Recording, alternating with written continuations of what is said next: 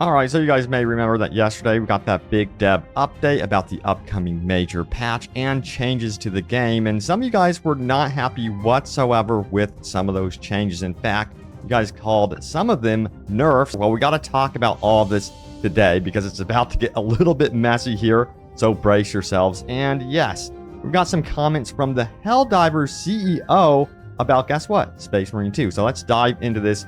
First, with this one right here, it says the Codex Astartes does not support this action. And it shows the quote here from the blog post as iframes on gun strikes. And the answer is this from the dev team: gun strikes are a risk reward action and it's very easy to spam. We specifically did not put an iframe on it for balancing reasons, and we are not looking to change this intention. This got 3,800 upvotes. Let me tell you what, people were extremely disappointed by this news. We have some replies here saying, I would be fine with no invincibility on gun strikes if they removed the ability to get staggered out of them and they did something instead of just dealing a bit of damage on one armor bar on kill when facing forwards mixed with shooters, where everyone can do 2 bars worth of damage or more in a hit and give contested health back quickly, which I find kind of useless. Could maybe give back ammo for a kill, engage in melee and dodging in order to sustain and use ranged weapons. Furthermore, he says, when I mean gun strikes and executions giving back ammo and health, I mean like how Doom Eternal does it through finishers, chainsaw, and flame belch for armor, mechanics that allow you to sustain yourself through combat alone rather than doing something like camp an ammo box, and I think better justifies the low ammo count. I really do dig this idea, and it would be cool if it was also connected to some sort of perks in the perk tree as well, where you can kind of like upgrade that sort of feature as you go or kind of fine tune it the way you want. Let me know if you guys think that that feature belongs in Space Marine 2, if they should borrow something like that from Doom Eternal. Of course, they borrowed a lot of aspects from Doom. They've been very open about that since, Tim Willits is on the Space Marine 2 project. So, hey, I don't know, maybe borrow more. We shall see. I want to know your opinion on that one now. Also, yeah, we got to highlight something is going on around, yes, the Meltagun. It is perhaps going to be what people are considering to be a nerf. Some people are saying, wait a second, no, it is not. But we need some context first. So here's the dev update.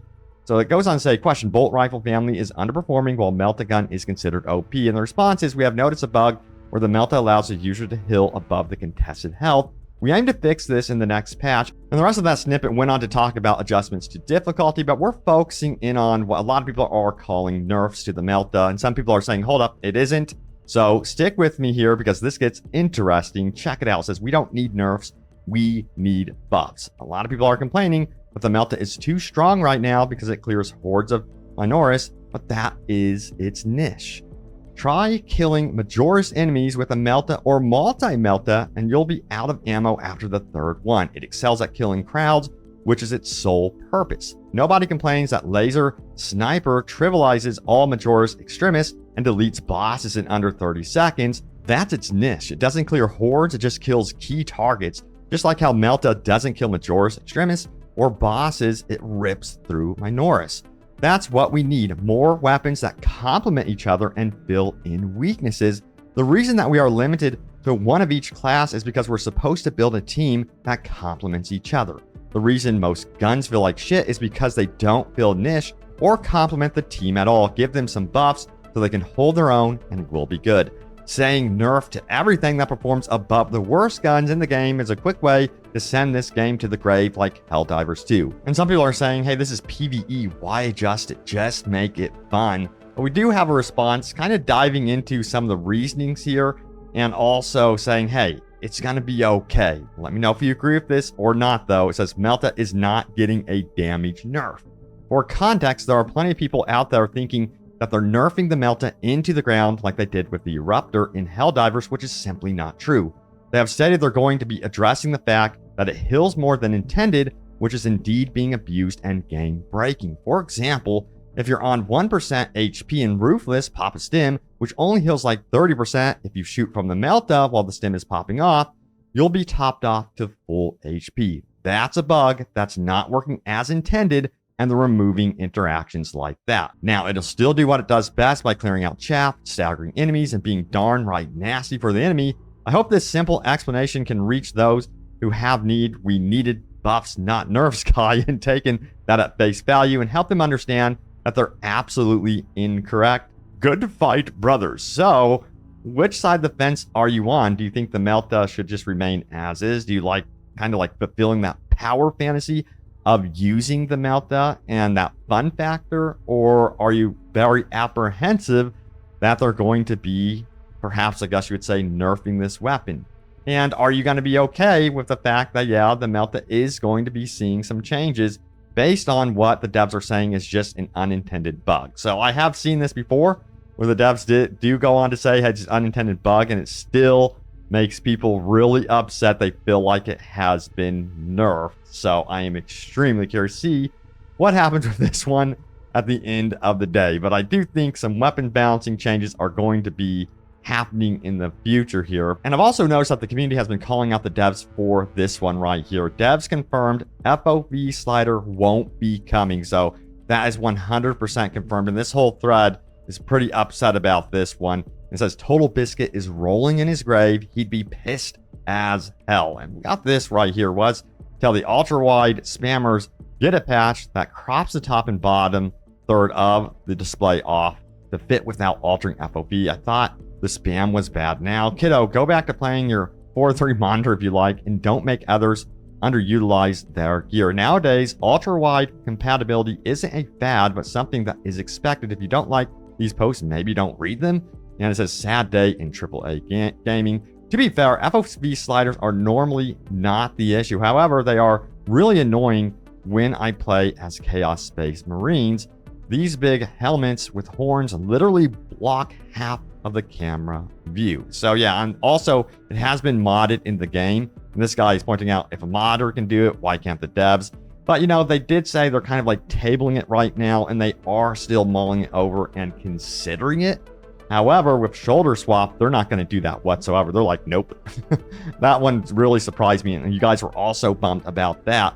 But FOV seems to be a big issue with this game, I'm noticing. But let me know how you guys are feeling about that. I noticed a lot of people are really, really bummed on that one. But there is still hope. Because, yeah, we have seen some games that have dropped the ball recently, Helldivers 2 specifically, but they're even getting their act together. And sometimes it takes a little bit of time for the devs to find the sweet spot for their game. You know, check it out right here. I think some of y'all were hurt bad by Helldivers 2. Space Marine 2 just dropped less than a week ago. And already Saber is moving to fix things and standing by what they want, completely transparent. Hold your horses and wait for the shit to actually get figured out. Ironically, Helldivers 2 just got a glow up, so maybe play that if you're frustrated with Space Marine 2.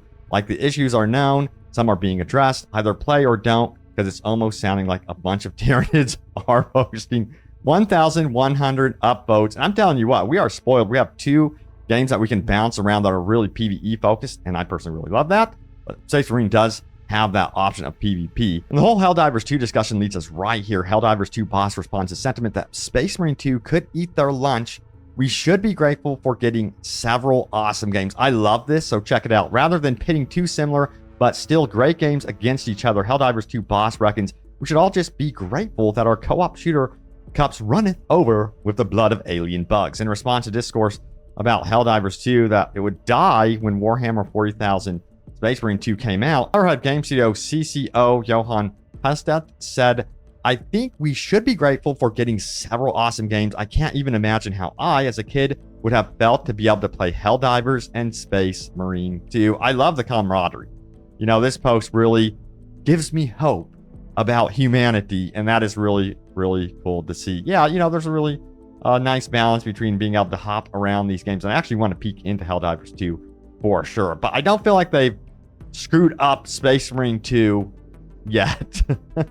But I am genuinely worried about some of the things they are about to do to the game and how the community might react. So yeah, especially with this Meltagun situation, because it is one of the most beloved weapons currently, and it's just a lot of fun to use. And if it feels like completely underpowered compared to what it used to, oof, they're going to have some blowback on that one for sure. But you guys know what time it is. It's time to go over your top comments. So remember, as always, leave a comment down below. End up right here in the video. So let's check it out. We have being able to select specific AI for operations would help group composition.